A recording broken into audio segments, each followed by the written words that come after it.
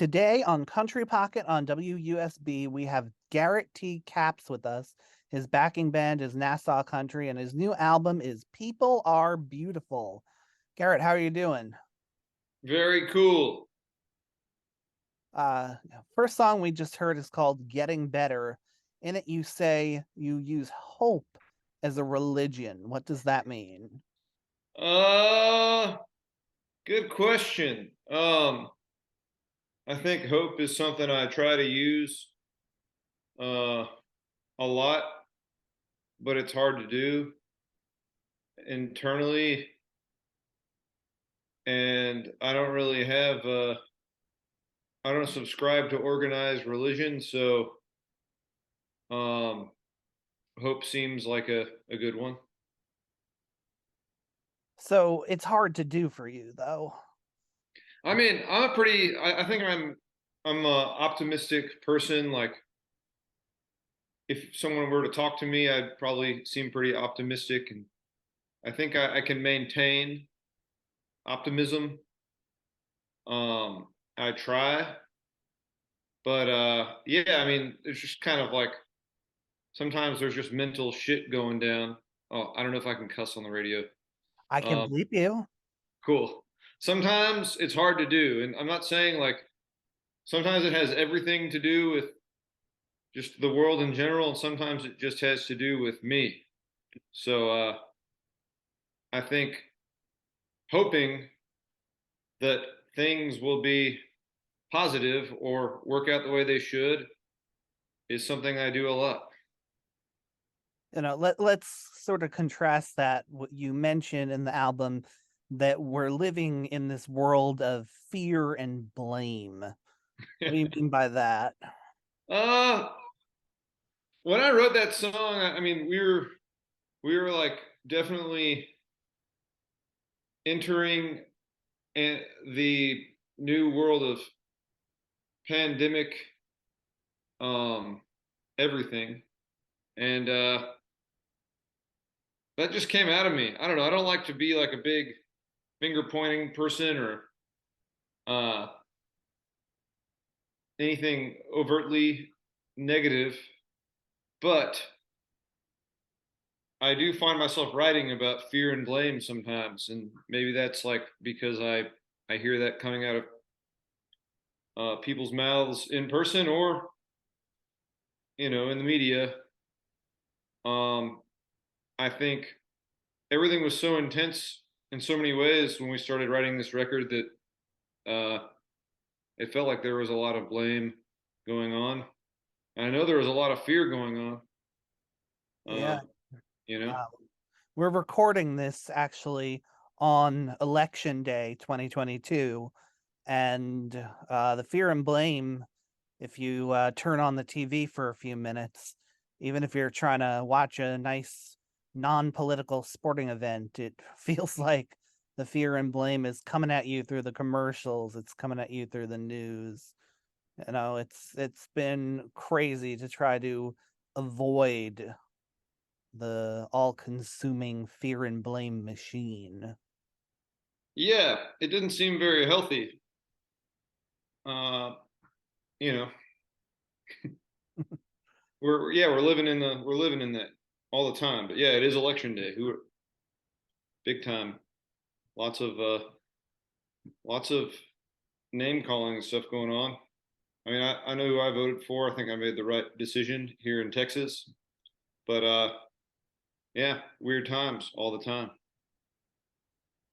So yeah, I think I've struggled to just given the state of the world maintain that optimism, that hope. So I very much admire you for not only maintaining it but putting it out into the world through art. Right on. I'm glad you have tuned in and are enjoying it. You mentioned in another song, it's so good to feel it all, even the pain within it all. What is so beautiful about feeling? Um, we've been playing that song like is really a good one for us to play live, and I was thinking about that last time we played it live. I'm like, what did I mean by that? You're not sure? Yeah, but I mean, it's cool.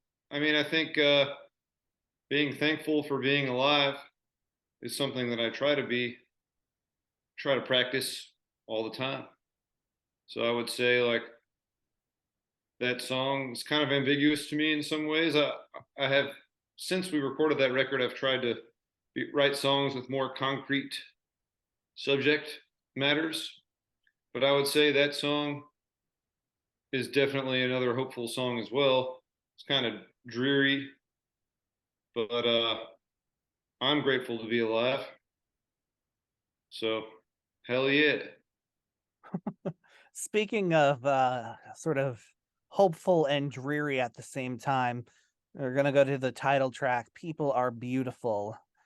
You mentioned I guess I found it unique and interesting that when you argue that people are beautiful, the song mentions almost exclusively bad things that people do. So, how did you settle on using negative examples in your song that's saying that people are so beautiful? That's another fun question that I don't necessarily have the answer for. I think when I did land on People Are Beautiful, I tend to write these songs where the chorus has like the line repeated a bunch. And it's some sort of anthemic thing I do without thinking about it sometimes. And when I did come up with People Are Beautiful, I remember we were singing it in the studio or practicing it at our practice space. And it sounded like it could sound like people are pitiful, but I opted for People Are Beautiful. And the band kind of collectively wrote some of the verses together in that one. And I remember we did write it in the summer of 2020. There was protests going on. There was the George Floyd tragedy, all this crazy shit going down in the news. Everyone seemed torn whether they needed to leave their houses or not for all these different reasons. I had never probably been so enraged in my life personally at the time by all the confusion. Um, at a popular level, uh, that's when we wrote People Are Beautiful. So I don't know. It felt like People Are Beautiful should happen in the chorus for some reason. Is every person beautiful? Yes. Why? Well, I think it is beautiful to be a human being, even with all the pain within it all. But I mean, I don't know. I don't want to sound too la di da, but I think it's nice to, even if like you have really, really negative emotions towards somebody or something, or people that don't like you or don't like people or whatever. I think it's the high road to take to just realize that we are all human beings trying to do our thing, and some people have a better moral compass than others,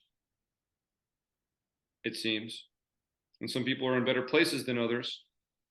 But I think all in all, like personally, I think everyone's beautiful, even the ugliest person in the world. Thank you. I mean, I mean, yeah, I uh, I struggle with finding the beauty in certain people sometimes, but I know that for most people, there is at least something you can hold on to. Yeah, I think so. We're gonna listen to "People Are Beautiful," and we'll be right back.